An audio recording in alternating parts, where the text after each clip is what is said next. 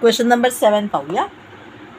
Triangle ABC is an equilateral triangle. Point P is on the base BC such that PC is equal to 1/3 of BC. If AB is equal to 6 cm, find AP. AP आपला काय आहे? एक line आहे. आपल्याला एक line आहे किंवा आपण असं म्हणूया तो पॉईंट फक्त P जो BC वरती आहे आणि मग तिने आपल्याला काय सांगितलेलं होतं? PC is equal to 1/3 of BC आणि AB आपल्याला सांगितलेली आहे 6 सेंटीमीटर आणि 6 सेंटीमीटर सांगितल्यानंतर आणखीन काय इन्फॉर्मेशन दिलेली होती?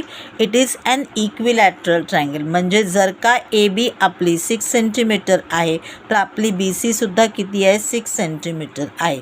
आपल्याला काय शोधून काढायचे? AP शोधून काढायचा आहे. AP सरळ नाही आहे, 90 डिग्री नाही आहे, त्यामुळे इझिली येईल अशातला काहीही भाग नाही आहे. बघूया काय काय लिहावं लागेल. AM is perpendicular BC. M is a mid point of BC. आपण हे कन्स्ट्रक्शन केलेलं आहे.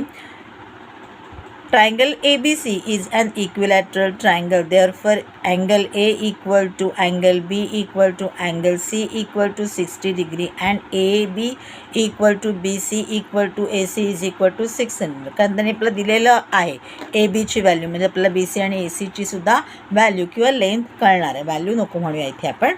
Angle AMB equal to 90 degree because AM perpendicular to BC. आपण हे कन्स्ट्रक्शनमध्ये म्हटलेलं आहे. इथे चुकून सोल्युशन शब्द आहे तर तुम्ही कन्स्ट्रक्शन शब्द लिहून घ्या किंवा मी तुम्हाला ते लिहून देते कन्स्ट्रक्शन शब्द. ठीक आहे.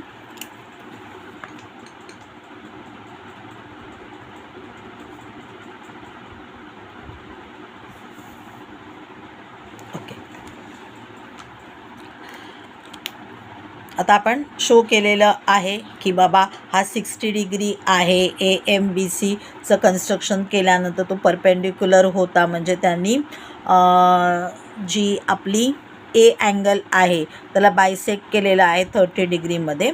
मग आता आपण म्हटलं अपोजिट साईड ऑफ 60 डिग्री, कारण ABPमध्ये किंवा ABMमध्ये B किती आहे आपली? 60 डिग्री आहे. कारण आपण म्हणालेलो आहोत angle A equal to angle B equal to angle C equal to 60 degree. मग आता आपल्याला B कळला तर आपल्याला त्याच्या समोरची म्हणजे AM कळेल. मग आपण लिहून घेतले तर AM is equal to in the root 3/2 into AB. AB म्हणजे इथे आपल्या हायपोटेनस आलेली आहे आणि ती 6 आहे, म्हणजे आपली AM किती आलेली आहे? Therefore AM is equal to 3 in the root 3 centimetre.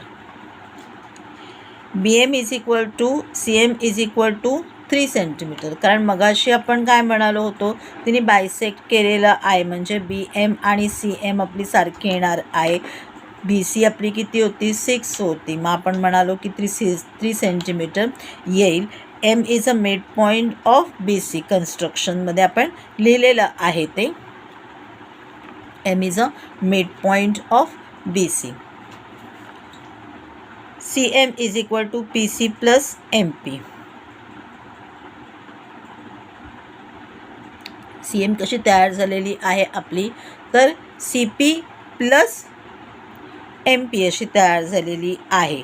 आपल्याला PC काय सांगितलेली आहे? तर इट इज 1/3 ऑफ BC किंवा 1/3 ऑफ AP असं तुम्ही नाही 1/3 ऑफ BC म्हटलेलं आहे. मग आपण तसंच लिहून घेतलेलं आहे. CMची आपण किती व्हॅल्यू काढली? 3 काढली. ती 1/3 of into BC plus MP. मग 1/3 ऑफ BC म्हणजे किती? 6, म्हणजे हा 2 झाला. मग आपल्याला कळली MP किती आहे? तर ती 1 आहे. म्हणजे आता आपल्याला